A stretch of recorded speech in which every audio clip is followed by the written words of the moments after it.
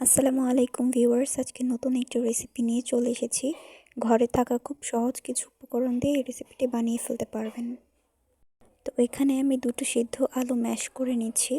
এরপর একে একে এতে ক্যাপসিকাম কুচি, টমেটো কুচি, পেঁয়াজ কুচি এবং কর্ন দিয়ে ভালোভাবে মিক্স করে নিচ্ছি। এরপর এতে অ্যাড করে দিচ্ছি সামান্য গোলমরিচের গুঁড়ো, শুকনো মরিচের গুঁড়ো এবং হার্বস, এবং শেষে এর মধ্যে দিয়ে দিচ্ছি ধনিয়া পাতা, মেয়োনিজ এবং টমেটো সস দিয়ে একটি পুর বানিয়ে নিচ্ছি। তো পুরটি রেডি হয়ে গেলে অন্য একটি বাটিতে একটু ময়দা, কর্নফ্লাওয়ার, সল্ট এবং ব্ল্যাক পেপার দিয়ে একটি লিকুইড পেস্ট তৈরি করে নিচ্ছি। পানিটা আপনারা দেখে বুঝে দেবেন।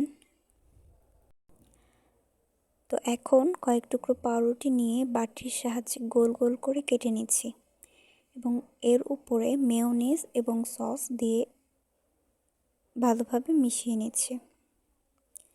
এরপর আগে থেকে তৈরি করে রাখা আলুর পুরটা উপরে দিয়ে দিচ্ছি এবং সবশেষে সেই লিকুইড পেস্টটা দিয়ে আবার কোট করে দিচ্ছি উপরে। এরপর তেলে ভেজে নিচ্ছি। তৈরি হয়ে গেল সুস্বাদু ক্রিস্পি পাকোড়া।